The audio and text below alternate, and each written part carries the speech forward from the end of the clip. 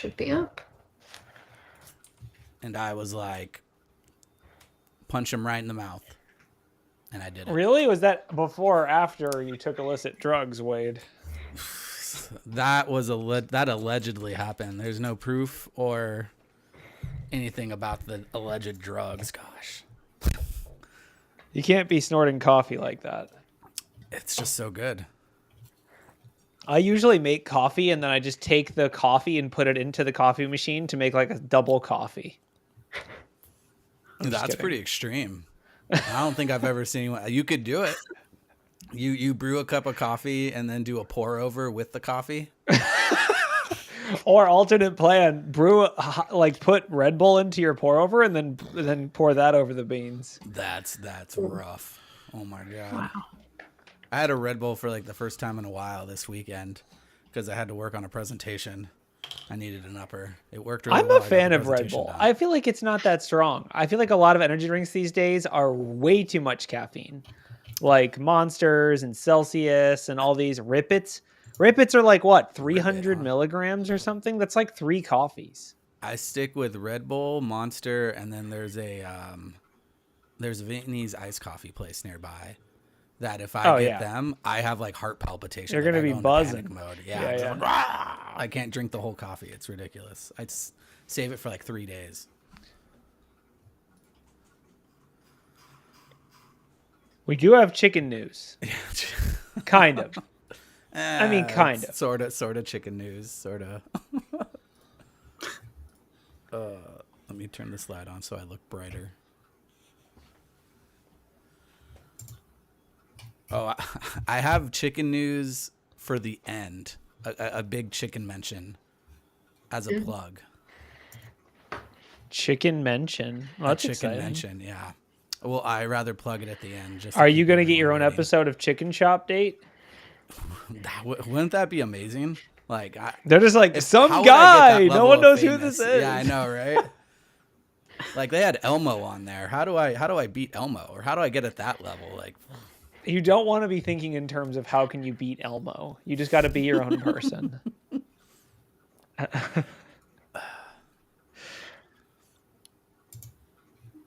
Man, we got a small crew today. We do. I don't know where John is. No one showed up, okay? It's not my fault. No one signs up beforehand anyway.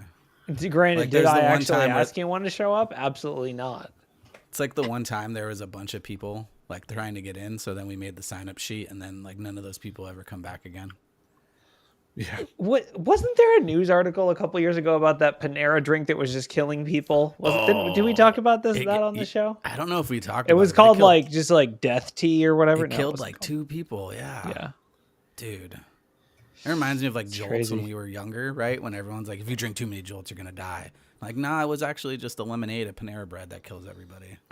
Yeah, I was going to say Jolt doesn't have that much, but that is like, that's the OG hacker drink. Before energy drinks, I would say like, here's the progression. You had Jolt, then you went to Balls Energy. Then it blew wide open and you had all the different then you have Red Bull and all the others. So what's different about Red Bull? Why is Red Bull not as, toxic? Or I think Red Bull just has slightly less caffeine per ounce. Like the small Red Bull cans only have like 80 milligrams of caffeine, which is that's like an espresso shot. That's nothing crazy. Whereas like the standard is like the taller cans that are like 300 milligrams, which is like the monster cans. Yeah. Okay. So it's more just about like raw caffeine content. I think Red Bull's a little lower, but I'm very surprised none of them have ever thought about sponsoring like any security conferences, right? Oh, they don't need to. They're already ubiquitous. I guess that's right. I guess that is true. I will say, when I was in college, we had some kind of hackathon CTF thing that we hosted, and we like contacted Balls Energy and we're like, hey, can you support it? And they did send like a 24 pack of Balls drinks. So they did back in like 2012 or whatever, they did support hacker stuff. I was trying to get Liquid Death to sponsor Death Con, which is the text engineering and threat hunting. I'm like, come on, this is like the perfect thing. Just like send me one case. That's it. They never got back to me. If anybody knows anybody, make it happen. I'm a huge Liquid Death drinker.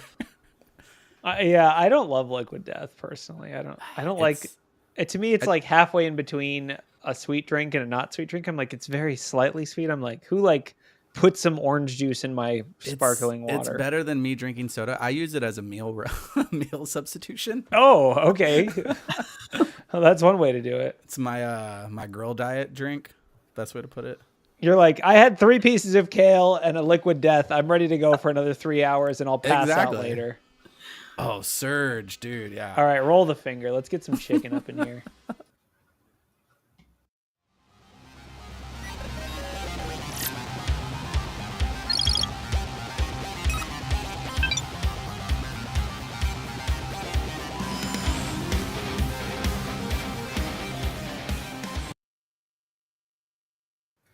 Hello and welcome to Black Hills InfoSec's Talkin Bout News. It's Monday, May 5th. It's Cinco de Mayo. That's exciting. And it's a new month. It's not April anymore. April Fools, it's May. But yeah, welcome to the show. We have we're going to talk about all kinds of news. We got JP Morgan Chase putting out warnings about SaaS products. That's kind of fun. We got Scattered Spider coming out of retirement again. Just when you think they're done, someone pulls them back in. You got some cool blog posts, Disney hacking, and maybe some chicken at the end if we're lucky. We have two chickens. We have a chicken article and then a chicken call out or 2 chickens. A chicken plug. Yeah, whoever that customer. Yeah.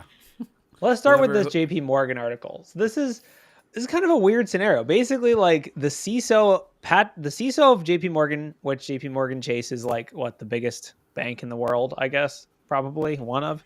The CISO of that company, Patrick Opet, I don't know how to say his name, outlined concerns about SaaS adoption. Just kind of like decided to get out his soapbox and stand out in the street and complain about SaaS products. It seems like a lot of the complaints are about AI stuff. I mean, it's pretty short. Like he doesn't go on and on. I took it more as just all SaaS driven stuff, the way I took it, but yeah, he also released this before RSA, right? Which is very tactical. Yeah. Totally. Yeah. RSA week is over. That was last week. We had some people there. If you got to talk to John or Rhino or whoever else was there, then good for you. But yeah, I mean, I'm concerned about SaaS. I mean, after the Snowflake stuff, I think we all learned that like SaaS prioritizes customer adoption and customer preferences over security, right? Like feature delivery beats security. We talked on, was it live or was it after the show? We talked about like the AI calendar that like worms, or the AI note-taking app that like worms its way through different tenants. Did we? That was on the show. Yeah, that was last week. That okay? Yeah. So I feel like this is kind of just my take is like, that's his reaction to that. Cause he specifically calls out AI-driven calendar optimization service integrating directly into corporate email systems through read-only roles. So that's how I see it. It's like, he's kind of like freaked out by the adoption of AI. Who would have thought the banking industry would be, afraid of SaaS?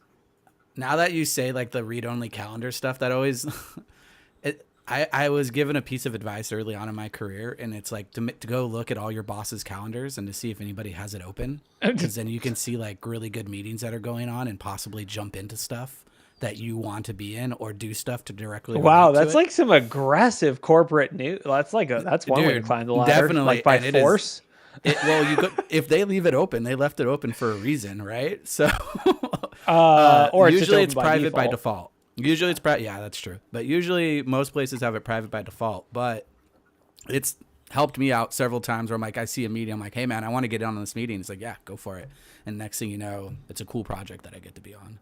But it's interesting with the AI part. Like, are you worried about the AI scraping all your calendar data and knowing who you're meeting with? I guess when it's a bank and maybe it's a little bit more secretive with like insider trading type of stuff or money moving around, that could be a problem. But it's read-only rules. I don't know. Corey, are you there? Did Corey crash? He did. I think Corey crashed. Dude. It's a okay. Here we go. Back. It's a rare time where Wade hosts. No, I'm back. Okay, it's good. Okay. Sorry. We're using this new thing called Lima Charlie. I don't know what it is, but it keeps crashing my entire network stack, so that's fun. Security is fun. So yeah. Anyway, what I was saying before I got cut off by my inherent demise of internet was that like open inboxes is actually a pen test finding. Open inboxes and calendars. Like we'll actually go looking for them and report them on engagements because like nowadays you can't be doing that. Okay. All right. Nerf corrected me. It's not calendar data. It's all data it uses to generate the calendar. Okay. That makes a little bit more sense. Nice. I mean, Static Tears comment, why does your calendar have a standing meeting for hostile takeovers? That's basically what that would be if you're just rogue joining a meeting with your boss being like, I have an opinion. I do like that someone gave you that advice, though. They were like, be aggressive, destroy people with calendar invites. Yeah. I find it funny that like this direct news is like prominent to CISOs, right? Like really higher upper management where I felt it was from SaaS. None of us here are actually like super higher upper in management for once. I feel like John would be the one who'd talk about this. Yeah. I mean, yeah. I mean, my take on this is like SaaS is a big risk. We've warned our clients about it. Like, you know, push for MFA, push for like security features, make sure you have logs. But ultimately, it's kind of rings hollow. You're right. It does have to come from an executive perspective. They have to start canceling. I want to read all the articles about insourcing. That'll be fun. Like about companies being like, I can't wait to see all the blog posts from like random companies that are like, we built our own Salesforce or whatever. And you're just like, how? How did you do that? Vibe coding. Yeah, I don't know. Vibe coding. Yeah, we used AI to code ourselves into a CRM project. Is that better? I don't know. Probably not. Yeah. So, Scattered Spider's back on the hunt. I don't know if we mentioned the breach, but UK retail is in a rough spot. Like, there's multiple UK retailers that are getting hit with ransomware. The Marks and Spencers. I apologize if you're British and you're listening to this. I am so sorry that I'm about to butcher all this stuff, but you're probably used to it, I guess. So yeah, basically, Scattered Spider was the MGM, the people who breached MGM, and they're one of our kind of highly tracked threat actors because we emulated a lot of their techniques. But basically, this is being attributed to them, which is kind of interesting. But yeah, there's been like supply chain impacts from this, and I guess, is this, I don't know exactly what Marks and Spencer's, is it like a Walmart? Is it like a grocery store that also sells shirts? So it looks like they've been targeted, right? And I use that in two terms. They were targeted, and also it was one of their there's rumors that one of their vendors got breached, and they were in order to pivot into Marks and Spencer's network, right? Well, there's also Harrods is hit with, Harrods hasn't had details posted about it yet, but they're also have been hit. And apparently it's a holiday. So I guess if you're British and you're listening to this on a holiday in Britain, then like, I guess find a better thing to do on your holiday. But what is it? Is it? Yeah. So basically like someone's targeting UK retailers. We don't know who's targeted Harrods, but they are like currently down, ransomware, supply chain impacts. These are high profile for sure. Like anything that impacts like store shelves is a big deal, I think. I thought the actual like wiped stock market value was a lot, but I don't remember like how much CrowdStrike lost. It said M&S has lost 500 million off the stock market value, but in pounds, 500 million pounds. That seems like a lot, right? That's a ton. Well, I think it's because it's not just because it's a breach. It's because it's impacting their ability to sell data or not sell data, sell physical hard goods. Like that's actually pretty crazy. Right? I feel like, has there been an American retailer that was breached to the point where stuff stopped showing up on shelves? Not one I can think of. Yeah. Like when Target was breached, it was just data loss. It was just credit card theft. It wasn't like they couldn't, I could still buy my $4 can of LaCroix or whatever. So I don't know. It's weird. What else we got? What is this? What it takes to defend a cybersecurity company?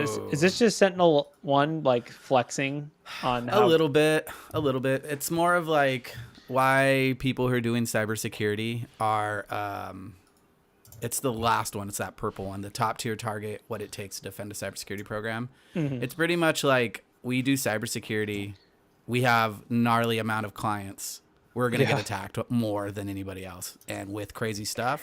And also, we're kind of not supposed to talk about it because if anything happens, we'll get in trouble. Yeah. Well, they also talk about DPRK, meaning North Korea, worker, people right? trying to get jobs, which ties directly into another article we have. We'll go back to that. But the DPRK stuff is super interesting because I think more people are starting to talk about it, especially with RSA, with having all those CISOs come together. There was somewhere else where they figured, like, they didn't realize that the DPRK IT worker was as prevalent as they thought. And once all these CISOs got together, they're like, you hired a couple? What? You hired a couple? It was all like the same dude. But it's just crazy, right? Like, it's, wow. And the other part, it's like not even really like a cybersecurity failing. In some points it is, but a lot of it's like different failings more within HR. And not seeing it's these processes. We talked about exactly. doing this, like in Antisyphon, we talked about how to emulate this. Like, could we do this attack against our clients? And we basically reached the conclusion that like we couldn't do it. It's basically identity theft. Like we can like, we decided that if to assess it, we're just gonna like war game it, basically, like kind of walk through like what checks and balances exist within your HR team, and is there like passover between the HR team and the security team, and like how does all that work? Because it is like not really a security thing, it's more of like a security orchestration, HR, like tying all the pieces together. So I haven't but it is seen cool. I haven't seen any blowback to like the background check people, right? Like there's only like a couple of them, like the big tier ones. Like what's failing with them, or how are they getting past those background checks? That's a good question. Right? I feel like background checks maybe aren't being done until later in the process, too late in the process. I don't know. Every single place I've worked at, it's immediately background check. It's like right away. You have to have it done before your start. So it's like a mad rush. I had one job where the background check people actually failed. And even though I provided them with all the information, and I was going to lose a job because they couldn't finish it in time. Which is impressive for that customer. It's a good one, right? But it wasn't good for me, who had quit a job and was waiting for this job to go through. It's bad, but it's, I mean, I guess I would say, like, I don't know. This attack it's nothing new, but it's still prevalent. And that in and of itself is kind of notable. That means it's still working, right? Like, if a technique that's like, I mean, when was the Darknet Diaries about this? It was got to be like 2 years ago, maybe 3 years ago. It was a long time ago. But yeah, I mean, it's the age old thing is like business processes are hard to change. It's the same reason why help desk social engineering works, right? Because like telling every HR team member, do not let this person through without a background check or whatever is tough. I feel like one of the other things that breaks down though is like, I will say cybersecurity giving out operational intelligence to managers, right? Like, hey, here's what to look out for type of deal. If they don't have their camera on all the time, if they're like saying like, hey, I'm only going to go to meetings if you put them on my calendar a week in advance. I'm not going to answer Teams right away. Like, there's clear indicators. That's just being a good, efficient worker with multiple jobs and being in the Sigma grind set. No, I agree. No, I mean, totally. I think the other thing is having like all your insider threat alerts and your insider threat, like these. I mean, obviously they're gathering information. They're also collecting a paycheck, and that's not nothing. But the insider threat angle is the biggest risk. When they start downloading terabytes of data out of SharePoint, searching for things they shouldn't be searching for, like all the insider threat angles you should be covering anyway are worth, like they would hit that same angle. If your hiring processes fail, you still have that as your backup plan. I would like to know the strategy of that, because I feel from what I've heard, right, through like back channels, is a lot of the times they're not even trying that. They're literally just there to collect the paycheck and not even doing the insiders. Yeah. And most of the times they're like staying for like 3 to 4 months, maybe a little even more. because like what, you give a month and a half or 2 months maybe to have someone get spun up, and then a month of them not working, then you're like, okay. Then it takes when like you put them on a PIP for a month, and then 4 months have passed and this guy's in your network. Like, it takes a while. There's gonna be like a Reddit post that's like how I made $8,000 a month by pretending to be a DPRK IT worker. There is r/overemployed who get it's crazy. Totally. It's so There's crazy. I think Wired just did an article on that too. And it was around the same thing you just mentioned, Wade, like more so just collecting, like 13 jobs from one person was doing like 13 jobs and like sending all the money back. It's like basically you're exploiting the like onboarding and offboarding processes take like a month on their own. So like minimum you have like a couple of 2 or 3 months of salary before they realize you're not ever going to show up and do any real work. I almost think that whoever's writing their resumes just needs to spin off a resume writing like company, right? If they're getting this many hires and the people through, maybe there's a different job market here that they need to look at.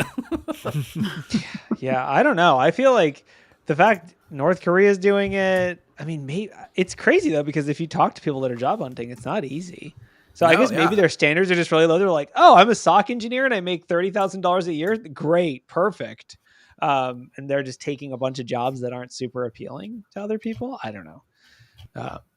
Anyway, so this ties directly into another kind of cool DPRK related article, which is the Kraken exchange, which is a pretty high profile crypto exchange, posted a video and like a lot of, I mean, we've heard the attack before, but they posted a lot of really interesting technical content and like recordings and stuff about the attack, right? Like they kind of like went full open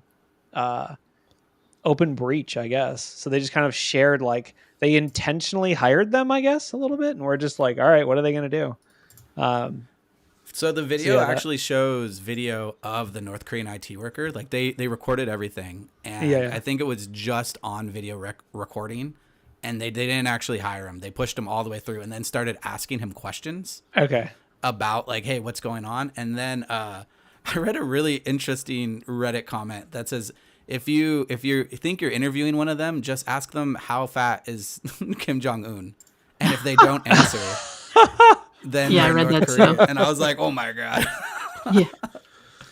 Yeah. I think one of the big things that we could take away from this one is the fact that they noticed that something was wrong about this guy, so they were looking for warning signs. So warning signs do work. I find it funny that this guy, they asked him stuff like, what's your favorite restaurant in Houston, where the guy said he was supposed to be from, and the guy sort of went yeah. I mean, that's really like, that exactly what Wade said. That's the thing to tell your business teams. The thing to warn them is like, push harder to tell that this is a normal person, whether it's small talk, talking about North Korea, like whatever it is. Yeah. So what questions? Let's come up with more. Restaurant in your local area. What else you got? Probably Checky, like pop make culture. him do a pun. That should be Checky's question. Do a pun. If you can't do a pun, no, I'm just kidding. That's too narrow. Have like 10 pop culture references that like hit different ends of the spectrum that everyone should maybe know, right? Like what kind of scar did Harry Potter have? And everyone's like, oh yeah, lightning bolt. Or it's like, they would Luke's know that. father? That's too common, dude. Everyone knows Harry Potter. Hopefully, I don't know. Local stuff is, but that can be that they can figure those answers out. The things they can't figure out is like, things that are specific and local to you that would apply, like where you work, where you last worked, your favorite restaurant, or like, your favorite hiking trail, or your favorite, I don't know, something like that. Something out of the blue. I don't know. Maybe we should ask ChatGPT. Let's see. What are the top questions? Well, Mary Ellen just linked a list of questions, or the FBI apparently has already weighed in on this, so I guess we're kind of outgunned. All right, fine. But yeah, it's pretty cool. So follow up, the Disney hacker who leaked all that or exfiltrated all that Slack data has been charged, I guess. Pled guilty, basically, and I don't know. Do they know what he hasn't been sentenced, but has pled guilty. Has pled guilty. So. He was only 25, right? He's from my neck of the woods. He's from Santa Clarita, Los Angeles, which is actually like not too far away from Burbank, where a lot of like film stuff comes from. Like I actually know a lot of people who work in the industry, the film industry, actually live in Santa Clarita, which that's probably just a coincidence. Like, but I was surprised. So he probably would have been 24 when the hack occurred, right? And when he threw down that malicious AI bot. But I was surprised he copped to doing it so quickly. They must have gave him a good plea deal. I mean, I feel like it was just crushing evidence. I mean, once like this thing about cyber crimes is like once they're proving it, they're really gonna prove it. Like it's gonna be irrefutably strong evidence. So I feel like it's, at some point you just got to be like, yeah, it was me. Like, you're not going to plead not guilty or something. But yeah, I don't know. Kind of interesting. I wonder what the sentencing will be. Does anyone have a guess? I feel like it's got to be like 2 years or something, 5 years. I wouldn't put it over 2 years. I think I agree with you because he didn't do any. I guess you could say he just stole a bunch of data. Honestly, he did reputational harm, but he didn't like have any downtime. He didn't leak the plot of Moana 2. He didn't? I would have been surprised if he did, if it wasn't in there. Somebody control F that right now. I'm just saying it is kind of funny. Yeah, it's reputational, I guess, but like, I don't know. It's kind of funny. Like, if I was his defense lawyer, I'd be like, listen, the mouse doesn't care if its data gets leaked. Who cares? It's fine. Like, we are going to publish the movies anyway. It's fine. I don't think that would go over well. I'm just not a really expensive pen test, right? Like, maybe you shouldn't have had all your Slack channels open. Like that's the argument that the Clop ransomware group used. They were like, listen, move it, exploiting that. It was just a pen test that you didn't ask for and didn't get any results from. It's fine. We talked about that last week too with like the guy who just walked into that hospital. That was the world's worst. Oh, dude, that was a good one. Yeah. Yeah. That poor guy. Yeah. Wait, where was the other one I wanted to talk about? Can we get to our first chicken article? No, are we allowed? Yeah, let's get to the first chicken article then. We'll go. All right, this is first chicken article, and it's not chicken. It's not really chicken related at all. Sadly, I am so surprised. I didn't know that this was a threat actor. Like, there's a threat actor that's named Golden Chicken, or actually Golden Chickens. There's more than one chicken, and Golden Chicken. This is the probably AI generated art. I don't want to throw sand, but I'm assuming that's AI generated. This is a threat actor that is a malware as a service. They just released a new info stealer, or a new malware stealer, or what is it? Sorry, it's info stealer. Yeah, it's a. Is it an info stealer? TerraStealer V2, designed to collect browser credentials, wallet data. There's a couple of articles this week that were like, new info stealers. So yeah, basically there was also a Palo Alto post about a deep dive into an info stealer, but that one does something a little special that I want to talk about. So we can hit the that Chrome afterwards. Stuff, V20 or whatever. That, and then it steals one other thing that I thought was funny that I made a comment on. But the interesting part with these guys are like the malware that they produce doesn't seem like it's theirs, like it's top notch. It seems like maybe it was like released prematurely or released for testing. And because most of their stuff is pretty on the ball, like Fin6 use them, right? They've been a malware as a service shop for a while, since I think the date was 2018, which is interesting for me because they hadn't really like come across my path as an Intel analyst for a while. I probably knew them as their other name, to tell you the truth, which is also Venom Spider. Venom Spider. That's the non-chicken related name. You're not allowed to use that. We're not allowed to use that anymore. Golden Chicken. But the link between chickens and info stealers is honestly a little bit credible to this podcast, right? Like, it really is. If you would have said this threat group came out yesterday, I would have been a little scared. Like, hopefully they don't think it was Corey and I. Like the real, okay. So the real question is, who coined Golden Chickens? Is that self-coined? I searched for that for like a good 20 minutes trying to figure out who, because all of the original posts are done with Venom Spider. Like the original like threat actor profile is all Venom Spider stuff. Yeah, Like, and I that's thought it was red. CrowdStrike, right? I think CrowdStrike was the Venom Spider one. Yeah. Oh yeah. I thought it was Red Canary because Red Canary names all their stuff chicken, or they name it a bird. I believe it's a bird and a color. So that's why I thought. And then but it wasn't. I searched Golden Chicken. No Red Canary reports come up. I'm not gonna lie. I didn't do my best OSINT to figure out where Golden Chicken was coming from, but I read at least like 3 or it was like a good page 2 of Google, right, which is unheard of. So, if you work in one of the divisions of Golden Chicken, is that considered a chicken wing?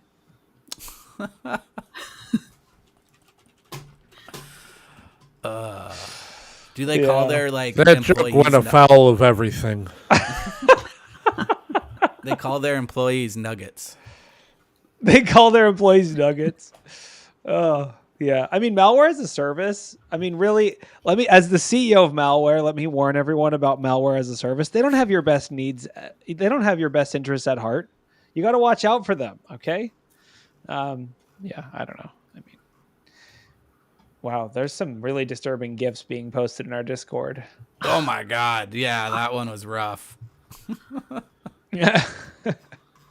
Right when you said that. All right, so that's chicken story number 1. Stay tuned for chicken story number 2. Yeah, that'll come at the end.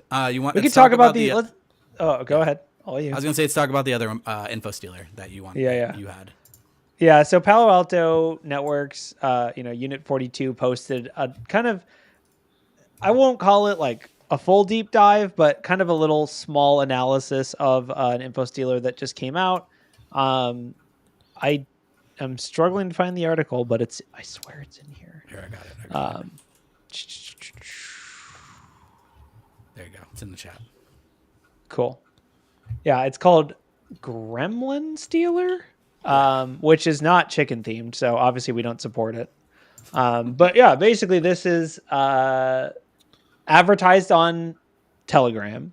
It does all the things you'd expect from Stealer. The interesting thing about this one, I guess, is that they are bypassing the new Chrome protections that were put in place in March. So I guess that's not really surprising that someone figured out how to bypass a security control that was changed. But they steal all the stuff you'd expect. FTP is kind of interesting. That seems more enterprise targeted. Like FTP, are like regular normal people using FTP on a regular basis? Maybe I think that's just functionality. It has functionality, right? Like it can use FTP. Is it? No, I think it's stealing FTP creds. Oh, well, there's still people out there. I was more surprised with the one under FTP. They're stealing my Steam. Oh yeah, Steam has been a thing forever, dude. When I would look, it used to be. So some of the info stealers I would look at, they would actually list like in the like description of the thread or whatever, they would be like X PayPal, X credit cards, X Steam games. Like it would tell you like how many like of the ones they stole, what was their spec? Did they have credit cards, wallets, Steam games? So yeah, that's been in there forever. Discord and Steam is like a high profile threat. I wonder if that's going to go up because with the recent video game news of it going to $80 a game. Why pay $80 when you can pay $80 for someone else's Steam library?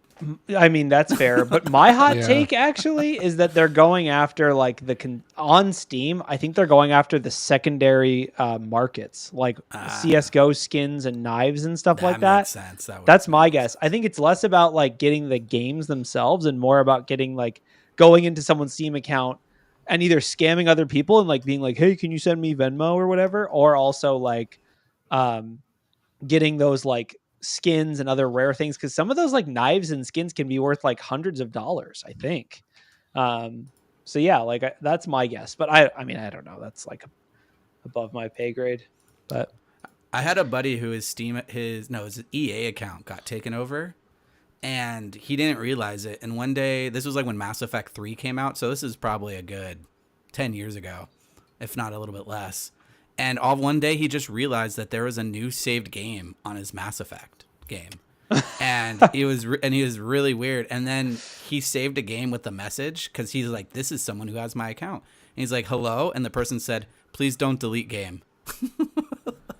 It's like, dude, I'm really invested in this character on Mass Effect. Effect. Just saved the game. Like, all right, if all you're gonna do is play Mass Effect 3, that's okay. I mean, that's like that famous YouTuber who had his Netflix stolen, and like the guy kept watching really good movies, and so he just left him in there. Like, this is back in the day. Like, he was like, he has great taste. He's watching all these good movies. My feed's never been better. Like, nowadays it would be a thing because Netflix has the whole like primary login location, all that stuff. But back in the day, yeah, there's no downside, right? Yeah. What's next? Yeah, what is next? I don't know. I don't want to throw another chicken in there. We got another at least 14 minutes before I talk about the next chicken episode. It's not a 14-minute long chicken story? It's definitely not. You may want to talk about it for 14 minutes after I tell you about it, but it's not that long. It's more of a plug than a story. Nice. I thought Check, that got any good news? I mean, there's a bunch of data breach news. One of the ones I thought was interesting is like, so in the breach news, there's this article that's like, a researcher is basically publicly shaming the Bangalore water supply and sewerage board, and is basically just like posting, and it's CloudSEK. They're basically like saying, hey, we found this host on the internet that has a publicly accessible login portal. We logged in with the credentials, and we like reported this to you. Like, why go public with this? Like, in the US, if you went public with this, you would get destroyed, right? Like, how is this legal? I'm kind of blown away. Maybe it's like multinational stuff, but I don't know. It's kind of crazy to me that someone could just go public. I'm assuming that they contacted the company or the board or whatever they are, and said like, hey, can you do anything about this? And I guess they said no. Or I don't know what happened, but they're basically public shaming this public government service. I'm kind of surprised by the optics of this, especially since it seems like CloudSEK has like a decent presence within India. So I'm a little bit confused, like how they're getting away with this, but I don't know. It's kind of an interesting angle. India is pretty hardcore about like releasing that stuff too. Like if you say bad stuff about the president there, or what do they have? They don't have a president. They have a prime minister, I believe. Yeah. You can get disappeared. I don't really know where. Yeah, they have like India offices. I don't know. I don't think they're gonna have them for very long, but yeah, I don't know. Oh yeah, people mentioned the Signal clone. That's a really good one. We should talk. I forgot about that article. Yeah, let's cover that one. So this is basically okay. I want to set the record straight on this. The government, to our knowledge, the government data that was in this government data was not actually lost to this. This is a transitive property of breach, is what this is. But yeah, basically the article it was posted on 404 Media. So people are using this telemessage app, which is a modified version of Signal. Now, why do we need a modified version of Signal? I don't know.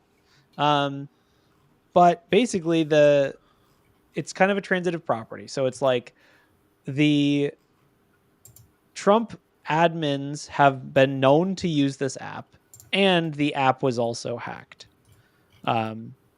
So I don't really know. So far, nothing's been confirmed that they're actually, the government data was leaked, but it's theoretically possible that it did. So, and yeah, I guess Mike Waltz, Tulsi Gabbard, like people somehow accidentally revealed they're using this. How does this stuff even happen? Like they're like, we don't want to accidentally add people that we don't know to our Signal and then group, they're like, so what app are you guys using? So like, let's use this Signal Lite. It's got 5 reviews. It seems good, I don't get how this can happen. I don't know. I don't super understand how anyone is using this app. It's not a malicious app. Where does it come up when you search It's Signal? an Israeli company that sells, I guess they're selling a version of Signal. This is basically a nom. This is a nom, right? Like, is this not just? I mean, the article was written by Joseph Cox too, so maybe it really is a nom. Telemessage. Yeah, But is this a government sounds thing? It sounds like, just from reading the start of the article, Telemessage is the actual name of the company also.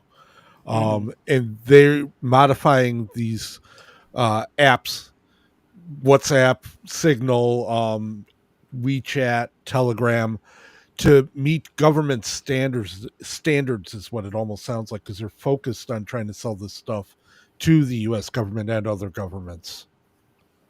I mean, this just sounds like a nom, but made by threat actors to sell to governments instead of made by governments to sell to threat actors. It's like the reverse anom. What is happening?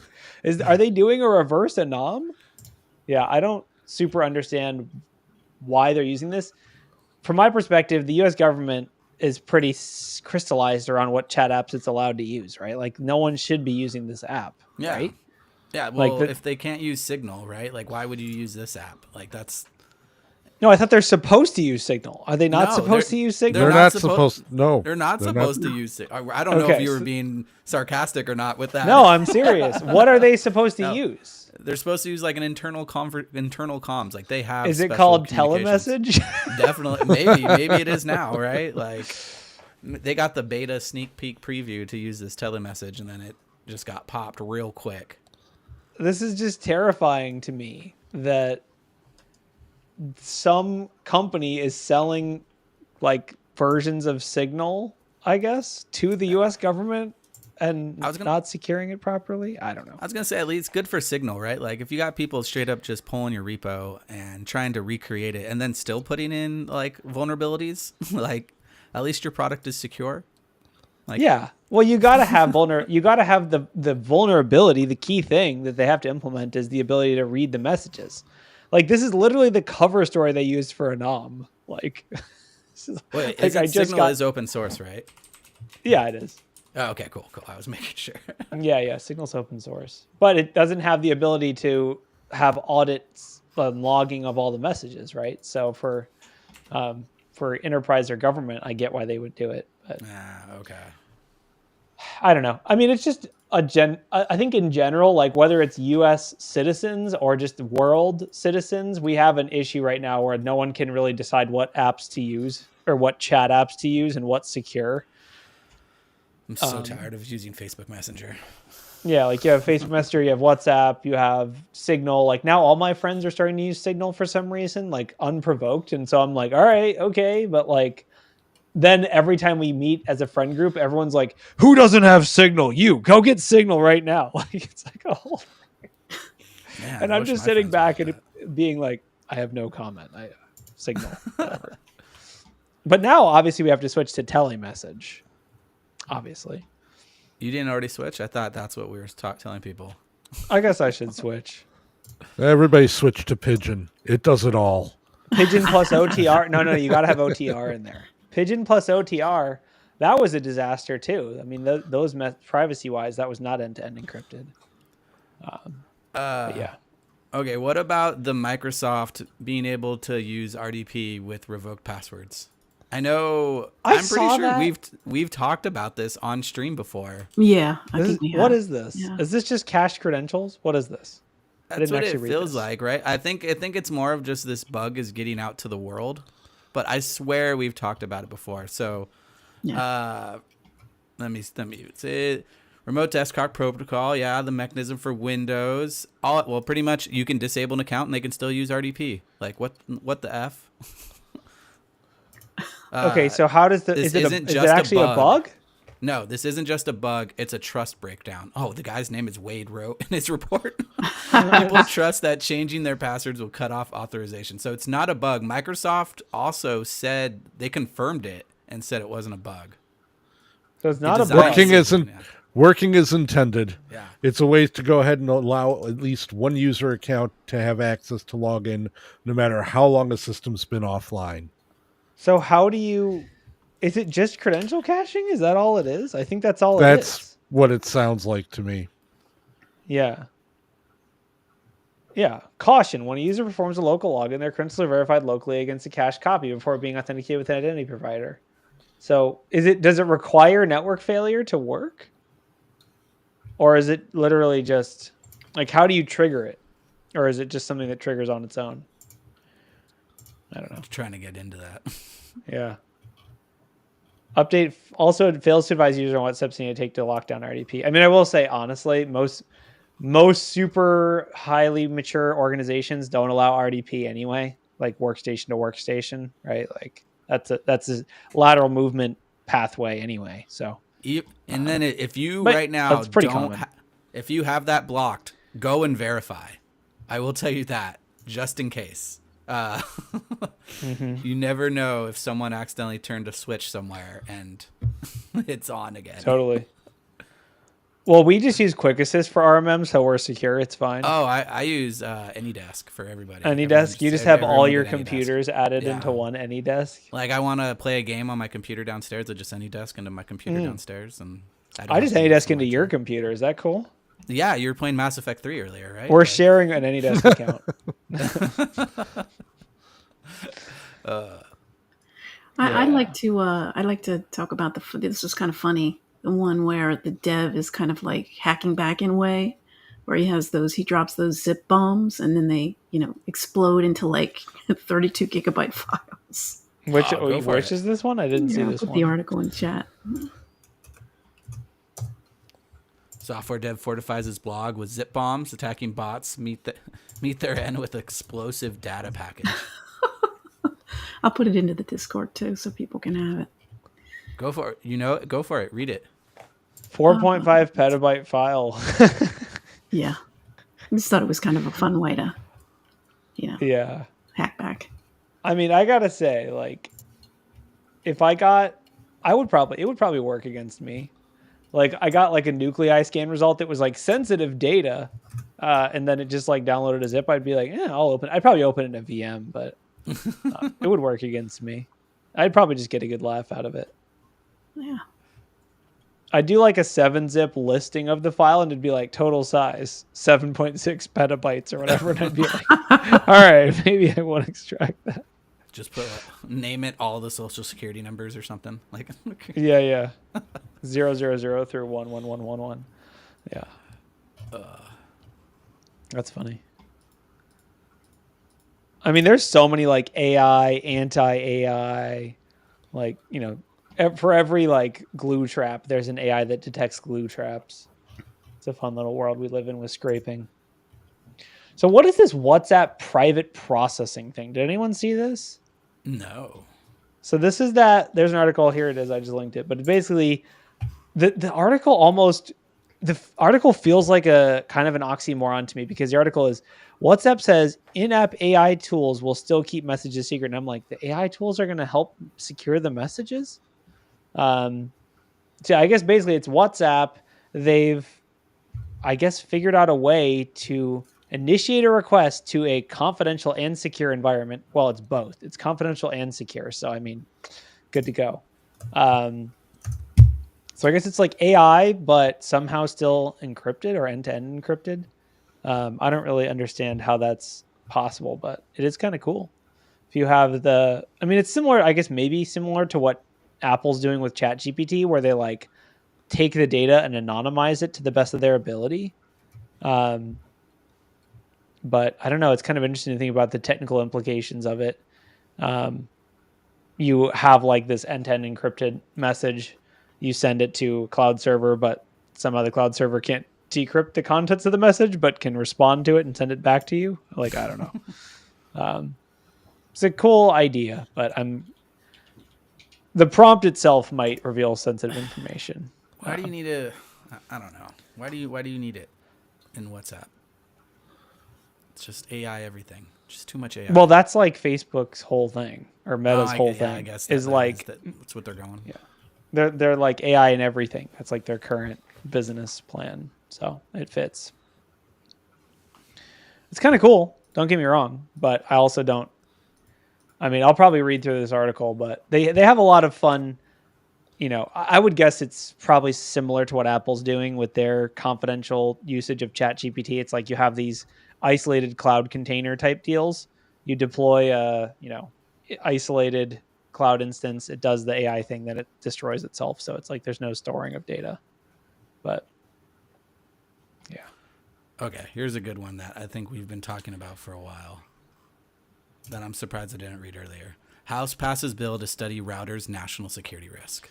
I saw this and I was like, what does that even mean? Like, is this a pen test? No, it's not a pen test. A bill requiring the Department of Commerce to study national security issues posted by routers and modems controlled by U.S. adversaries passed in the House on Monday. Right. So it's passed the House. It's not even real, or it's not like fully passed. It's not yet. It's partially passed. But I mean, what would this, can you imagine you're just like a contractor, guy or girl, whatever, contractor for the government, and you get like a contract and it's like, we need you to assess where all the routers came from and whether there's national security risks. It's like, how would you even begin? Just like go and look in a server cabinet and be like, well, this one says made in China, so it's probably insecure. Like, you go on Shodan and you just look for default creds and you say, yeah, we're at risk. Yeah, like my question about this, and obviously I'm too lazy to read the actual bill, but is like, how are they going to check or verify? Is it just going to be, this is a company that's known to do business? Like they're going to have a list of bad companies and a list of routers made by that company, and they're just going to cross-reference the two. That's like my guess. Maybe they push this all the way through and they do something good, like we said, and just make a standard for routers, right? Like, yeah, like you cannot have default creds. You have to have an end of life or a lifetime for X amount of years, right? Maybe a couple security settings here and there. And then we need to jump on this and make that sticker we were talking about, and you make it a US certified router, right? Yeah. Well, so this kind of gets into like actual, at least in my pen testing experience, especially with continuous pen testing, like as an example, with this Sonic Wall, let's get specific. Ooh, okay. With this Sonic Wall vulnerability, multiple clients have this vulnerability, and I have messaged them and said, hey, you have this Sonic Wall vulnerability. You need to do something about it. And they respond and they say, it's not actually ours. It's shared responsibility model. And I think that's the biggest thing about a lot of these firewalls and routing devices is like, it's provisioned to them by their ISP. They have no ability to do anything to it. They can't log into it. They can't mess with it. They can't patch it. And so I think that's the same thing the government would run into if they tried to figure out even just all the routers used by the government. It'd be like, well, this one isn't really, this is our, our building has this, or our ISP has this, or our whatever. That's like the tricky part with these routers is there's no one's ultimately responsible for the security of them. I'm personally super supportive of any kind of probe or whatever it is into like telecommunications infrastructure, because I think this is like a huge weakness, and it's not just the U.S. government; it's also companies, private companies too. We did skip on one very important part, and that is the name of this bill: the routers bill. Removing our unsecure technologies to ensure reliability and security. I know, it's so silly. It's actually kind of funny. It's like, I mean, it's cool. I like a fun. I'm an acronym enthusiast, so I get it. Yeah, I mean, I'm supportive of anything that's like scrutinizing networking devices. With after the storm, or what was it, Octotempest or whatever, the people who infiltrated the, or is it, Salt Typhoon? That's who it was. I knew it was something storm related. Salt Typhoon, the people who infiltrated the U.S. government's, or not the U.S. government, but all ISPs last year. I feel like after that, everyone's super paranoid about this, which I agree with. So if this act actually fails and they have to reintroduce it, would that be a reroute act? I think that would be the first act will be a sin, then there'll be a sin act. That's where I was going to go. That's great. No, they got to issue it a fin when they deny it. No, let's be real. It's the government. They don't care whether anyone gets it. It's UDP. This is a UDP act. Yeah. All right, we got hit us with the minutes. Chicken. Okay, chicken. So this is a chicken. This isn't even a chicken news. This is more of a chicken adverb. So on Friday, me, Gerald Ozier, and Josh Mason are gonna do a cyber version of Hot Ones.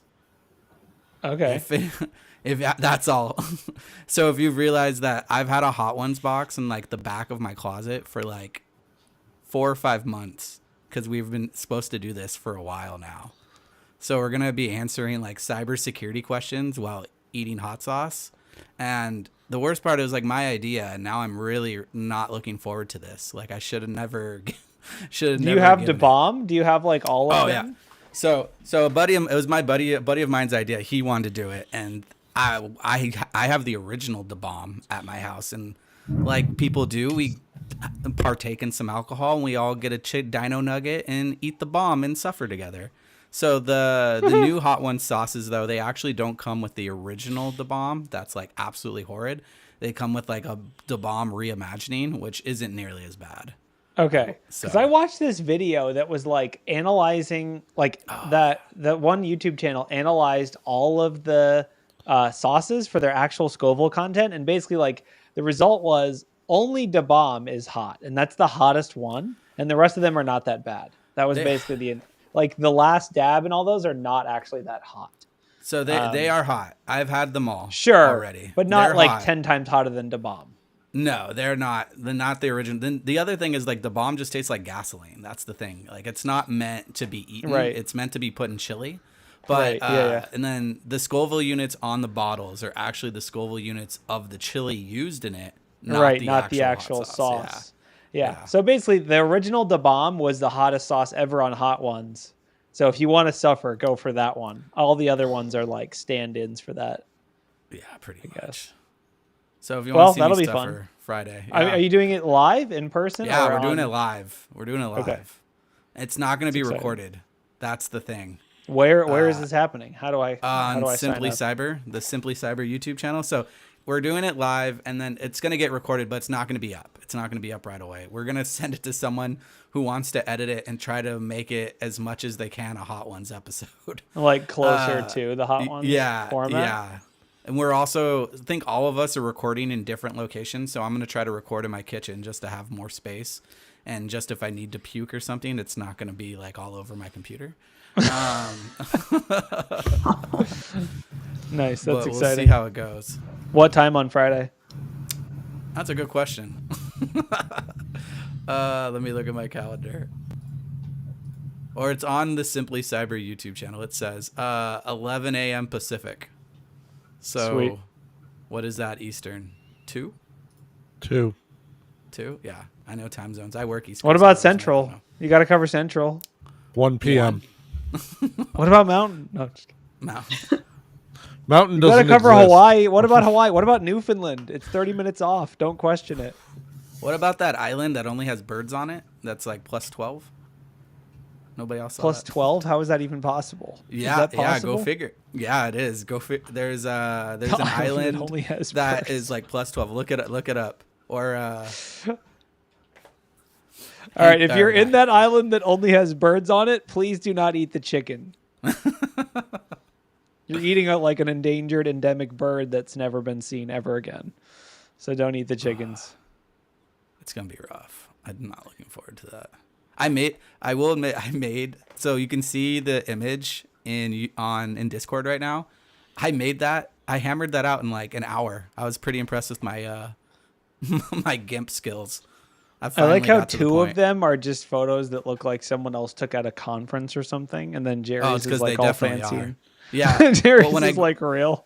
When I Googled Jerry, that was like the best photo that came up, so I just grabbed it, got rid of the background, and then Jason gave me his photo, and then I don't have photos of myself, so I grabbed one from Wild West Hack and Fest. Nice. Well, we'll have to look forward to that. I think we're good to call it here. Thanks all for coming. Patch your firewalls or just destroy them. Better option. All right. See y'all later. See Talk ya. to you next week. Bye.